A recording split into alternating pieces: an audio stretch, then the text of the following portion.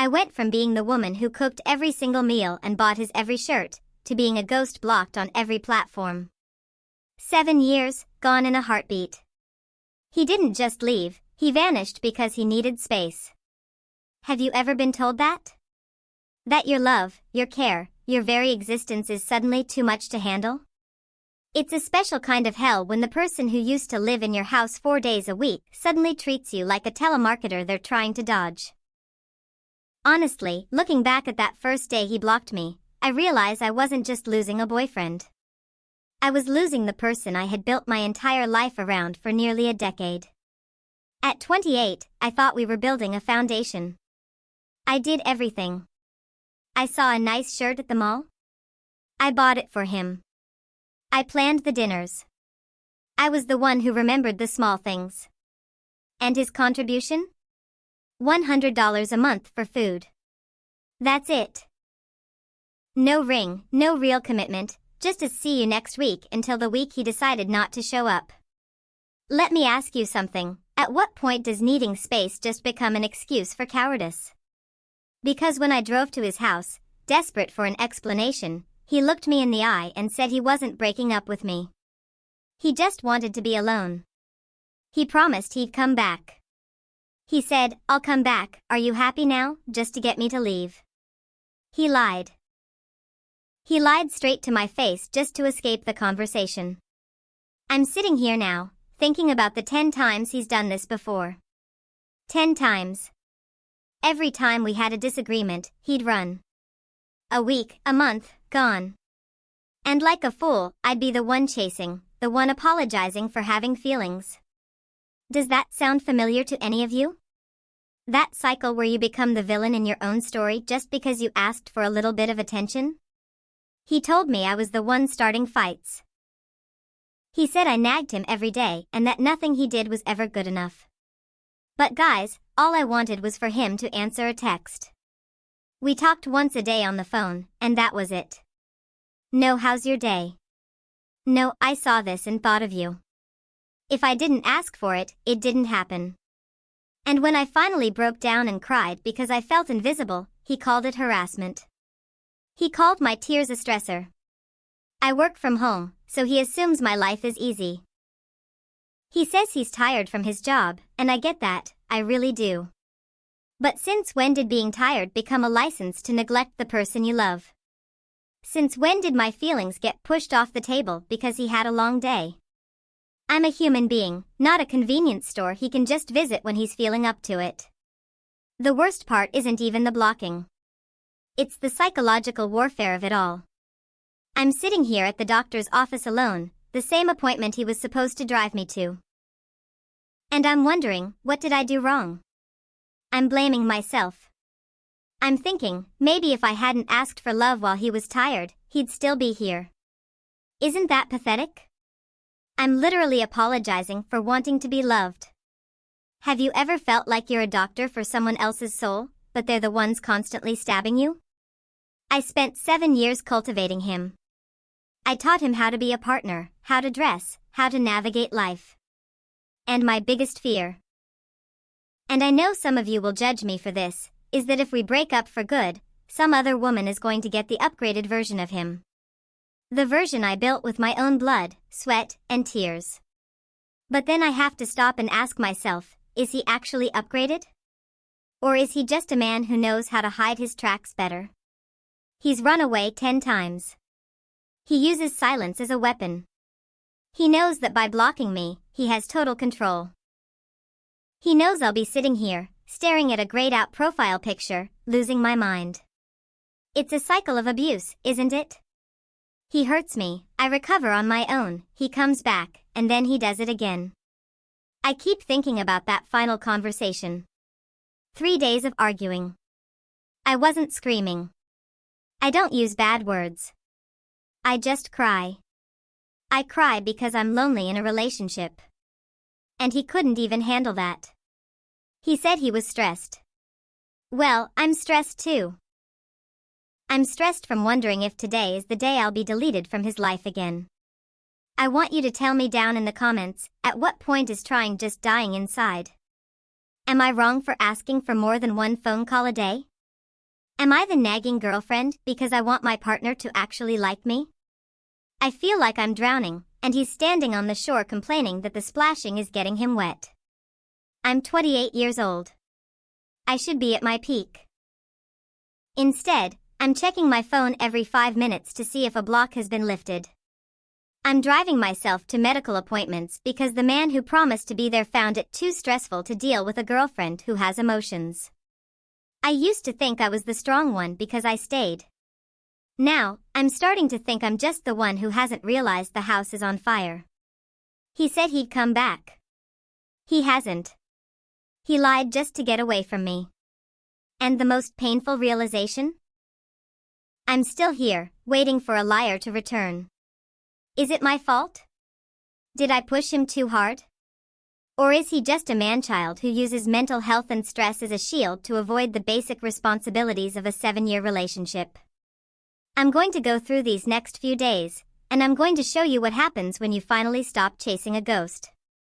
But right now, the silence is louder than any argument we ever had. I stopped checking. I stopped refreshing his profile. And that's when the silence started telling me things his voice never would. You know that feeling when the person who was your everything suddenly becomes a stranger who knows all your secrets? It's terrifying.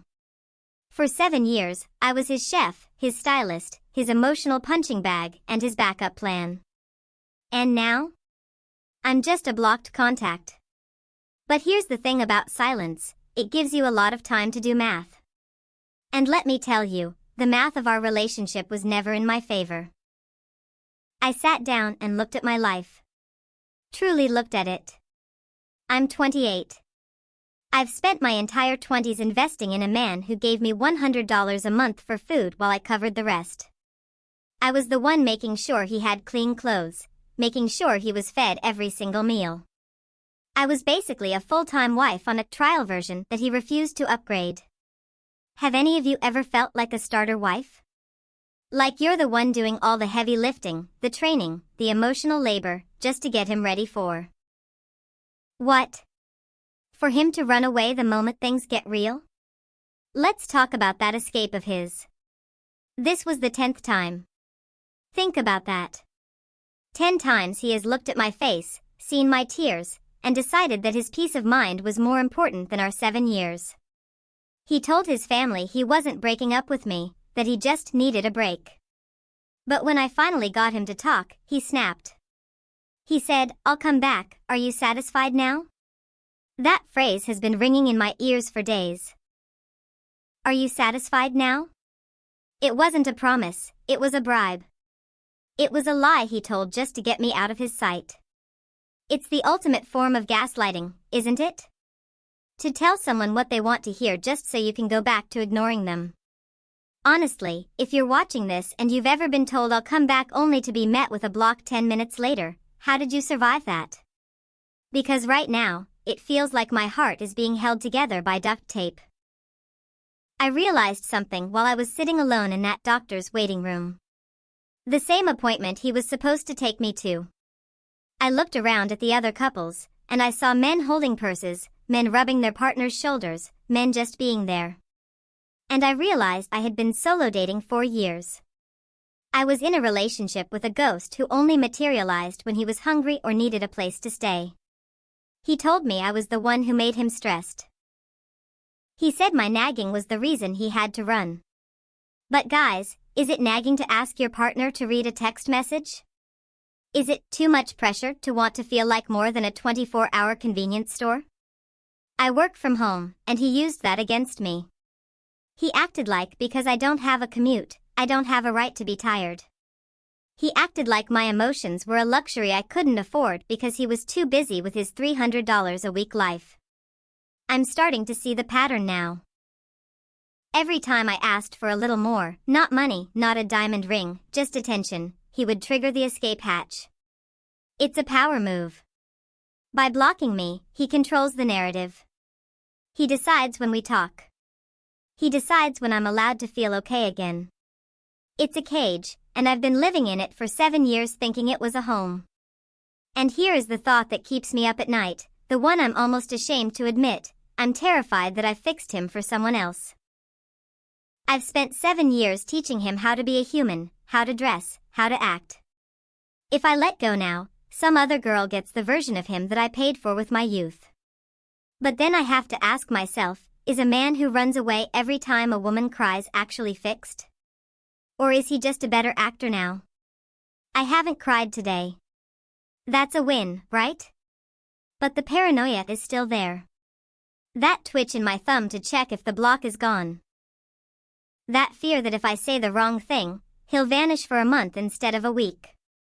Is that love? Or is that a hostage situation? I want to know, have you ever stayed because you didn't want someone else to win the version of the person you created? Was it worth it? Because as I sit here looking at the empty spot on my bed where he used to stay 4 days a week, I'm starting to think the only thing I'm winning is a lifetime of anxiety. He said he'd come back. He hasn't.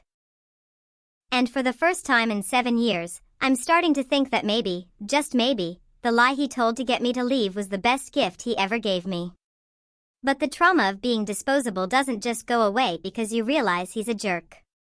It stays in your bones. So, I finally called his mom. I know, some of you are probably screaming at your screens right now, telling me to just let it go. But after 7 years, you don't just let go of a family you thought was becoming your own. I needed to know, was he okay? Was he actually stressed, or was I just being played? And that's when the floor dropped out from under me. His mother sounded tired. Not that I'm worried about my son kind of tired, but that I'm exhausted by his lies kind of tired. She told me he was just sitting there. In his room. Playing games, eating, living his life like I didn't exist. He wasn't having a breakdown. He wasn't in some deep spiritual retreat. He was just taking a break from the responsibility of me. Can we just pause for a second? Imagine being the person who does everything. You cook, you buy the clothes, you provide the emotional stability. And his response to that is that he needs a break from you? It's like a boss firing their best employee because they're too productive.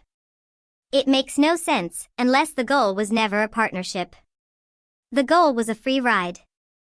I asked her, did he mention me at all? And she said the words that broke whatever was left of my heart. She said, he told me he only said he'd come back so you'd stop crying and leave his house. Let that sink in. He didn't say it because he loved me.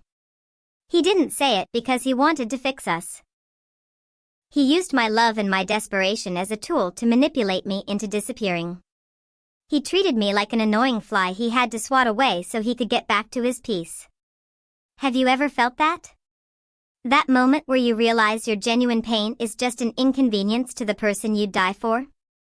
I'm curious, what would you do if you found out your 7-year partner was calling your tears annoying to their parents? Would you still try to understand them? Because for a split second, I actually caught myself making excuses for him again. I thought, maybe he's just so overwhelmed he doesn't know what he's saying. But then I remembered the $100. I looked at my bank account. 7 years of, what do you want for dinner? 7 years of, I saw this shirt and thought it would look good on you. I realized I wasn't his girlfriend. I was his sponsor. I was a subscription service he decided to cancel because the notifications, my feelings, were getting too frequent. And the paranoia? It started to morph into something else.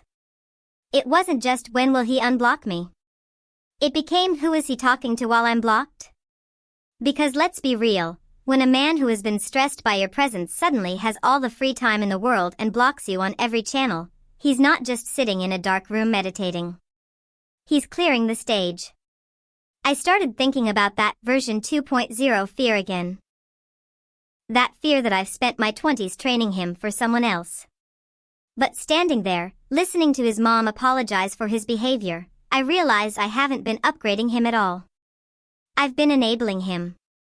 I've been teaching him that he can run away, hide, lie, and treat me like garbage, and I will still be there with a warm meal and an apology when he decides to come back. I was the one who taught him that my feelings don't matter. By staying through the first 9 times he ran, I told him the 10th time was okay too. How many of you are training someone to mistreat you right now? We think we're being patient. We think we're being ride or die.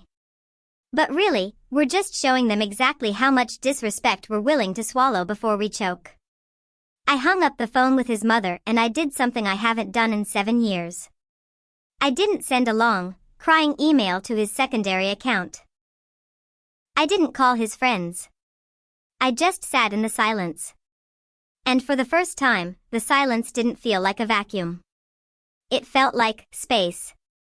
But don't think for a second that this is where the story ends. Because the moment I stopped chasing, the moment I stopped being the nagging ghost in his machine, he felt the shift. And let me tell you, a man who uses silence as a weapon cannot handle it when you start using it as a shield. Wait until you hear what he did when he realized I wasn't at my desk waiting for his call anymore. It wasn't a romantic gesture, I'll tell you that much. It was something much, much darker. So, I stopped. I stopped the calls, I stopped the visits, and I even stopped checking his mom's Facebook. And you know what happened? The accidental check-in began. Have you ever noticed how, as soon as you stop being the one who nags, they suddenly find a reason to poke the bruise? It started with a notification on an old app we hadn't used in years. Then, a liked photo from 3 years ago. He was testing the waters. He wasn't unblocking me to talk, he was checking to see if I was still sitting in the cage he left me in. But here's the dark part, the part that still makes my hands shake. I was cleaning out a drawer, looking for some old medical records because, remember, I'm still taking care of my own health now. I found an old phone of his that he'd left at my place months ago. It was broken, or so he said. But I'm 28, I'm tech-savvy, and I was curious. I got it to turn on. And I saw the truth. The stress he kept talking about? The reason he had to run away every time we had a problem? It wasn't work. It wasn't my crying. It was the fact that he was maintaining 3 different lives. While I was cooking him dinner and buying him clothes with my hard-earned money, he was spending his stressful time away searching for his next sponsor. I found messages to other women, messages that started every time he blocked me. Hey, I'm going through a rough patch, my girlfriend doesn't understand me, I just need someone to talk to. He wasn't running away to be alone. He was running away to audition my replacement. I want to ask you something, and I want you to be honest in the comments. Is it paranoia if you're actually being betrayed? Because for years, he made me feel like a crazy, clingy woman for asking where he went during those breaks.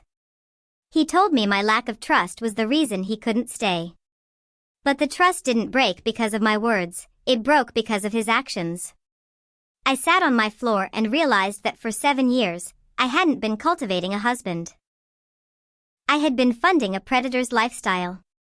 $100 a month for food?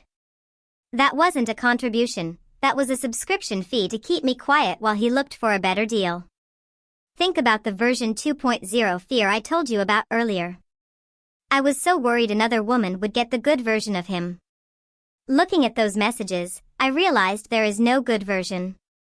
There is only a version that is better at hiding the lie. I hadn't been fixing him. I had been providing the safety net that allowed him to never grow up. I felt a wave of nausea.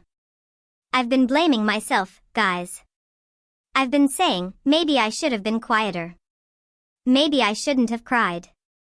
But let's look at the facts. I was a woman who provided a home, food, clothing, and unconditional love. And he saw that as a stifle. He saw my care as a stressor because it required him to actually be a man. He didn't want a partner. He wanted a mother he could sleep with and then ignore when he wanted to go play. And then, my phone buzzed. A text message from an unknown number. Hey. I'm thinking about coming by to pick up my stuff. Are you going to be home, or are you going to start a fight again? See that? Even in his return, he was already setting the stage to make me the villain. Are you going to start a fight again? Translation. Are you going to hold me accountable for disappearing for a month and blocking you everywhere? What would you do? Would you let him in? Would you give him the 7-year grace period one last time? Or would you finally realize that the man you love doesn't actually exist? I realized in that moment that I wasn't scared of him leaving anymore. I was scared of him coming back. I was scared of the healing phase where he'd be nice for 2 weeks just to set me up for the next time he'd crush me. It's a cycle of addiction, isn't it? He's the drug, and I'm the addict who keeps thinking this batch won't kill me. But I'm 28. I have so much life left. And I'll be damned if I spend the rest of it wondering which version of alone I'm going to be today. He showed up at my door looking tired. You know that look, right? The slumped shoulders, the heavy sigh, the "I've had such a hard life" expression that's designed to make you forget he just spent a month treating you like a stranger. He didn't come with flowers. He didn't come with an apology. He came with a trash bag for his clothes and a question: "Are you done being emotional now?" I just looked at him. For 7 years, that face was my home. But looking at him now, after seeing those messages on his old phone, I didn't see the man I loved. I saw a middle-aged boy who was aging out of his own excuses. "I'm not emotional," I said. My voice was so calm it actually scared him. "I'm just finished." He started his usual script. "You know I only left because you were nagging me. You make everything so high pressure. I just need a life that isn't a constant argument." I walked over to the kitchen counter and picked up a small envelope. Inside was $700. I tossed it on the table. He looked confused. "What's this?" "It's your $100 a month for the last 7 months, I told him. "Consider it a refund. I don't want your money, and I don't want your debt. I'm paying you back for the food fee so I can officially say you contributed absolutely nothing to my life. You weren't a partner, you were a long-term guest who overstayed his welcome." You should have seen his face. The victim mask slipped for a split second, and I saw the ego underneath. He actually had the nerve to look offended that I was giving him his money back. Because if I took his money, he had power. If I gave it back, he was just a stranger I once fed. He tried one last time. "You're going to regret this. You know nobody is going to take care of you like I did. You're 28, you're not getting any younger. Who's going to deal with your episodes and your crying?" That was the moment the last string snapped. I realized he didn't stay with me because he loved me. He stayed with me because he had convinced me I was unlovable to anyone else. That's why he blocked me, to see if I'd still be there when he decided I'd been punished enough. I leaned in and said, "The version of me that cried for you died the moment you lied to your mother about why you left. And as for taking care of me? I've been taking care of myself, my house, my bills, and you for 7 years. I think I'll be just fine only taking care of one person for a change." I didn't let him back in the house. I handed him his trash bags through the door. And as he walked to his car, the car I used to help him keep clean, I felt this incredible weight lift off my chest. Have you ever been terrified of a breakup, only to find out that the aftermath is actually quieter and more peaceful than the relationship ever was? I spent years worried that another woman would get the version 2.0 of him. But as I watched him drive away, I realized there is no upgraded version. He is a 30-something-year-old man who thinks $100 buys him a maid and a scapegoat. Good luck to the next woman. She's not getting a prize, she's getting a project that refuses to be finished. I went back inside and made dinner. For one. It was the best meal I've had in years because it didn't come with a side of stress or a fear of saying the wrong thing. To anyone watching this who is currently blocked, or currently wondering if they nagged their way out of a relationship, stop. You didn't ask for too much, you just asked the wrong person. A man who loves you won't run when you cry. A man who loves you won't use silence as a weapon. And a man who loves you certainly won't charge you $100 a month to treat you like an option.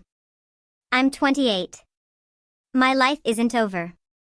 It's finally for the first time in 7 years, actually mine. I want to hear your breakthrough stories in the comments. When was the moment you realized you weren't the crazy one? Let's talk about it.